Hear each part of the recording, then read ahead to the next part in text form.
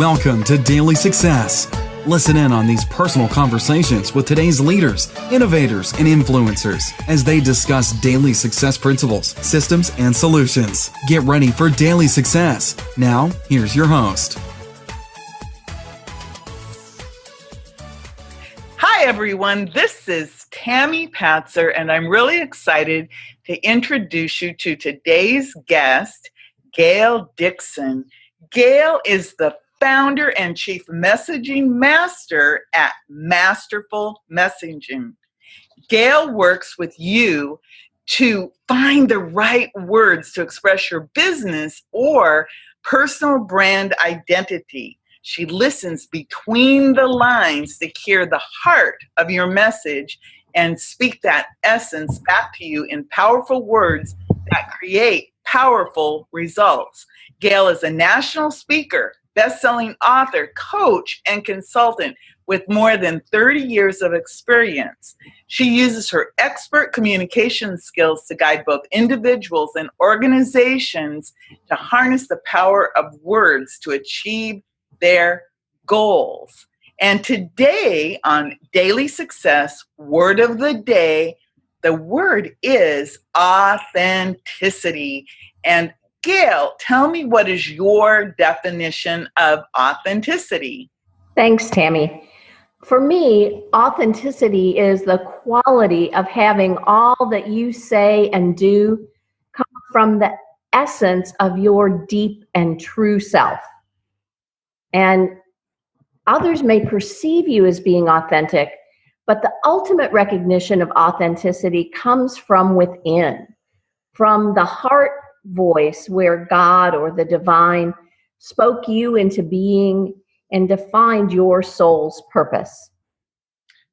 Authenticity isn't something that you claim or declare for yourself. It's not a badge that you print on, but it's something you recognize in yourself when your words and deeds are in alignment with your values, beliefs, and the best and highest good.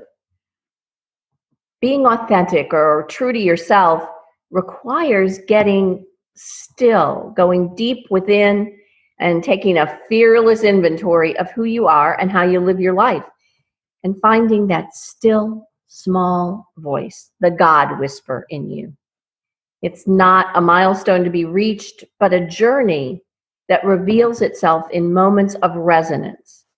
And those are the moments when we feel peace, fulfillment, and joy. Authenticity. Wow, that is such a powerful definition. So in that definition, can you talk a little bit more about how we can find our own personal authenticity? Sure.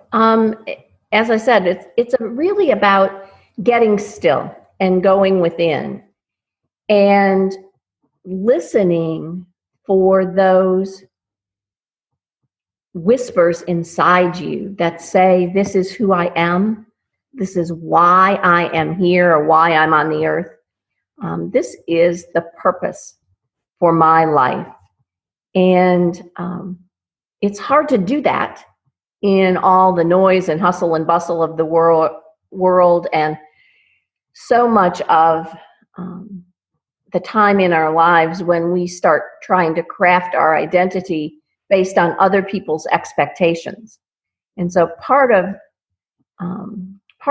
authenticity is a discovery process, an uncovering process of finding what we have within, but it's also a weeding process, weeding away the voices and the external pressures and demands, the external things that get in the way of finding the true self. And, when you think about it, sometimes you encounter people in the world and you think, that person looks like they're playing a role, like they're acting. They don't feel genuine. It doesn't feel like that.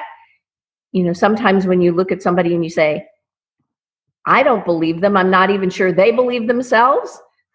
That's when somebody has not done that inner authentic work. And again, nobody can can tell you that for yourself. It is something that you recognize, but there is an actual physical and emotional quality or vibration that you feel, or at least that I feel, and that others have told me that they feel, when you hit on that yes, that internal, this is it. This is who I am. This is what I believe, what I value, how I want to be in the world. And when you hit that yes, you know, your heart expands, your breath deepens, your smile widens, your shoulders relax. That's when you say, yeah, that's me. That's who I am. Wow. It's funny that you said to recognize it, because that was actually what I was wondering is how do you recognize that? So if you're seeking to make this authentic connection with yourself and that connection with the divine, do you have is there a process that you can go through, or is it all just a very personal thing? Well, there are lots of processes, and you know that is, for example, many people find that authenticity in meditation, when they get clear and still and say, what's speaking to me from the divine. Some people find it in prayer. Some people find it in creativity and creative outlets that then generate a particular feeling or a particular resonance with them. Some people find it in finding a relationship that calls the best out of them and makes them recognize who they are at their best self. So there's no one mandatory process, but I would say that in all of those processes, what's important is to ask yourself, or to be looking for, the empowering questions and the resonant answers. So literally, you know, if I say I am this or I believe this, to check in with your body and say, how did that feel when you said that? Did it feel good and positive? Did your heart open? Did your eyes twinkle? Did your smile widen? Did your throat get tight? Did you literally look at yourself in the mirror when you say something about yourself? And if you're shaking your head while you say it, you might not be landing on that authentic message yet. You know, there are lots of ways. And many of us seek outside help or other guides, other companions on the process, and that's perfectly fine. But the others don't tell us when we've reached the authenticity. That's an internal process. That's interesting, because early on you said that so many of us are so worried about what other people say we are and tell us we are. Mm-hmm. How do you recognize that whatever you're hearing or feeling, it is that internal and the divine connection, as opposed to believing what others may say about us? I mean, I know that people sometimes will say both negative and positive. You know, some people will say, you know, really mean, nasty things, but other people also will say really nice things. Right. How do you recognize when that is you or your connection coming through? Is it always positive?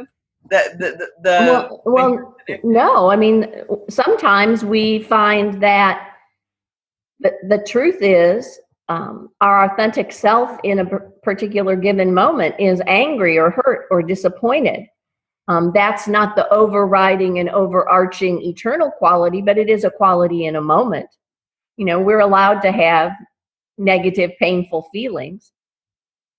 I would say, though, when you're looking at the ultimate authenticity, the real I am, this is who I am, quality, ask yourself if that is consistent and you would say those same things or feel those same things about yourself, regardless of the person you were with or the situation you were in.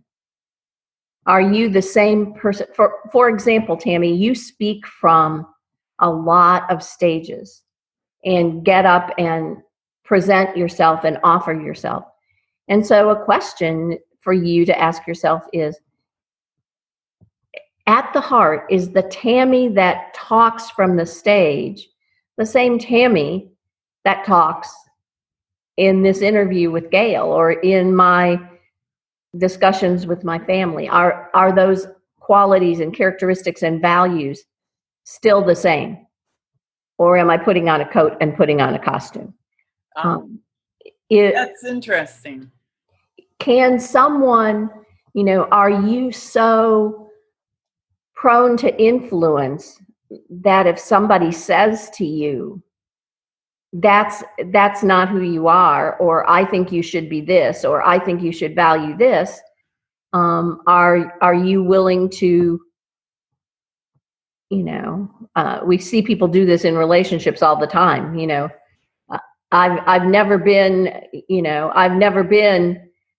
of this persuasion or this attitude, but suddenly I fall in love with somebody who has this attitude, and so I'm that too. And the question is, are you that because you are genuinely persuaded and that now is a change that's been made for you, or are you doing it because it gains you credence or connection or rewards in a particular situation? And, authenticity is not something that you strive for or acquire to get the badge or get the reward or pin the medal on yourself, or even to get the relationship, get the job, attain the status. Authenticity is the thing that you hold on and in yourself to be able to get to that stage and place in your life where you say, I lived truly and genuinely as this person. Wow, that's beautiful. Just the way you speak, and it brings me back because you brought up the talking from the stage, and often from the stage we are telling stories right about our lives, and sometimes there's stories that we don't really want to tell. There's a lot of being vulnerable when you get on a stage, because it could be even two people is an audience, one person exactly. is an audience, but you get in front of sometimes 100 people, 300, 1,000 people, and you're trying to convey a message or educate them or advocate. But I know that when I tell real personal stories, that the audience often resonates with me in a much deeper way, and then right. They talk to me more. Can you talk a little bit more about that authenticity in our business life and Sure. how it can affect your business? Absolutely. There's an old saying in business that people do business with people they know, like, and trust. And authenticity hits all those chords. You have to reveal some of yourself, something beyond the surface presentation, in order for people to get to know you. Who are you? What do you stand for? What are your values as a consultant or a speaker or a business owner? So you have to show some of yourself. And then, you have to, generally, people are likable when they like themselves and not so likable when they don't like themselves. So if you're resonating with your inner authenticity and presenting that, now I'm not saying everybody will like you and everybody will fall in love with you, because that's just not realistic. but the folks who you are meant to serve are likely going to like who you are at your core. And then the fact that you reveal that in a heartfelt, genuine way is the trust element. You know, I heard this story and I saw that speaker, I saw that person recount that experience as a genuine lived experience. You know, it's why you can tell the difference between somebody who is telling their story or their experience in a speech and somebody who looked up a story on the internet and tried to make it their own. Because there is, when you're telling a story that's your story, there is a vibration and a resonance, as you call it, from your memory. And people feel that, and that makes them trust you. And I do know that when I tell my true stories, I go to that moment in time, right, when I'm retelling it. And I know that if it's a painful story, I know my face kind of contorts into that moment of whatever happened, the shock or in the retelling of it, because typically, you know, they're very emotional. I do have a question related to our stories, and this is something that I find always so difficult, is choosing the stories that we tell in a business situation, because for example, Brendan Bouchard always comes to mind, because he told a story about his accident and how he was in a car accident and he lived, and that was like a realization. But that's a different story. There's many people who have stories of, let's say, you know, the Me Too movement type stories of harassment or abuse or awful things that may have happened to them. Where in your messaging as a business person, which stories should you be telling in a business environment? Because sometimes people, you know, you may have a story of, let's say, of an abuse or something. Is that always appropriate? Or yeah, you choose the story that's going to serve your audience. And the story, you know, we all have a lifetime's worth of experience, a lifetime's worth of stories. Sometimes we're invited to a stage because we have a particular story. For example, when someone has had a harassment experience and they're invited to a conference on violence against women, they're invited because that's their story. Right. But otherwise, you look at, you know, you are speaking and presenting to serve your audience, not to serve yourself. So it's how does the experience and the resolution of this story, the so what of this story, how does it relate and serve the people I'm telling it to? So, for example, if we're telling a story about, I suddenly realized I could stand up for myself, then the point of that story is, and when you realized that, what did it do for you? And your point of telling the story is hoping that your audience will get that realization and therefore get that result. So you're always thinking about the story as serving to take away your audience's pain point or provide them with the ideal, related to how it provides them with the ideal state that they're aiming for. Because you're there because what you have to offer will contribute to that for them. And so it's the story. Oops, it's the story that most serves them.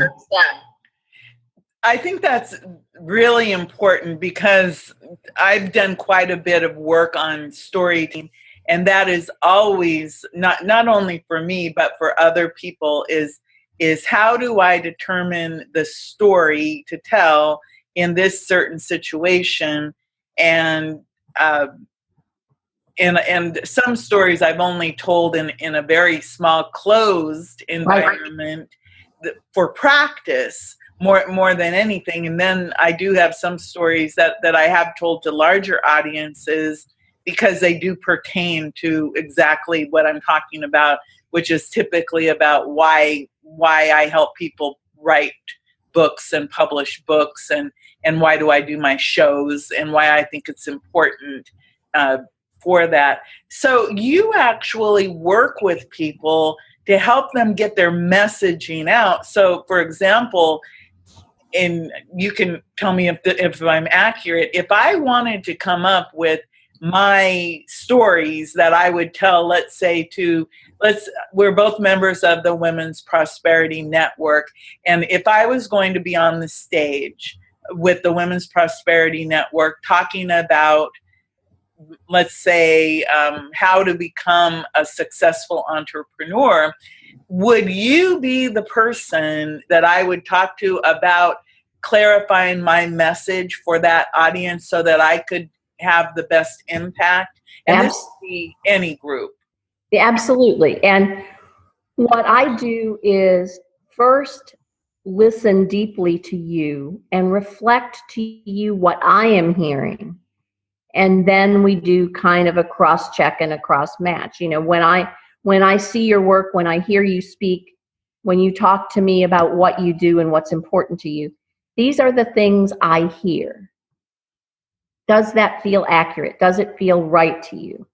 Then we start looking for the ways in which we can put words around that feeling or that truth to be, whether that's the title of a signature program, a tagline, a speech, choosing which story to tell, the words that you use in telling the story. Is one of the things that's important when you tell a story is that you are inviting your audience into the experience with you. So it can't be just reporting and recounting. It has to be re-feeling that, because it's the feeling that they're going to connect with. So how do we put words around that? What are the things that you say in your short cocktail party conversation about I am this, or this is my purpose? And find the words that create that resonance for you, that match. It's like putting two puzzle pieces together. You have the product or the thing that you're trying to sell or offer. You have the self, you as the offerer, and you have the audience. And so we want to mesh those things together and say, how, there's an underlying truth that's what I'm presenting. And then how can I present it? How can I name, frame, and claim it so that the person I want to serve can recognize it as something that will serve them? And so we work with those words and craft those words to craft a message, a brand vocabulary, whatever piece of the messaging is important. And just that reminds me, we actually did an excellent interview previously where we actually did a little bit deeper dive into messaging. So I'll make sure to include a link to that in my show notes for the Daily Success Word of the Day, authenticity, because everything that you're talking about is all about being authentic. It is. In your daily lives and in your business, and making that connection with who you are so that you can serve. And I think that's what's really important is coming up with the messages so that that authentic you comes out, so Yes, that your audience exactly. can actually feel you. And like you said it, not everyone is going to resonate with you, but your people, your ideal clients will resonate with you because of who you are and that authenticity that you bring to the table. So if somebody wants to work with you, how can they get in contact with you? They can email me at gail@masterfulmessaging.com, and or they can go to my website, masterfulmessaging.com, and look at the website and get my free gift, my audio about how to name, frame, and claim your message. And I am always happy to work with folks. I believe that every single one of us has a deep, true self and a soul's purpose that is longing for its best expression. And my mission and commitment is to guide as many people as I can to that expression that makes them feel their authenticity and authentically connect with the people they want to connect with. Well, I know for a fact, every time I speak with you, I come away with such a better understanding of masterful messaging and how I should be presenting myself out to the world. And so thank you so much. Thank you, Tammy. Sharing authenticity for the Daily Success Word of the Day, because authenticity has to be right up there with being one of the, think about it, authenticity. It's just one word, but yet it means. It has a pretty big meaning, absolutely. Yes. So thank you so much, Gail. I really appreciate all the time you took today. Thanks, Tammy. I appreciate being here. This is Tammy Patzer, and this is Daily Success Word of the Day. You've been listening to Daily Success. Tune in again and subscribe. Never miss a moment of daily success.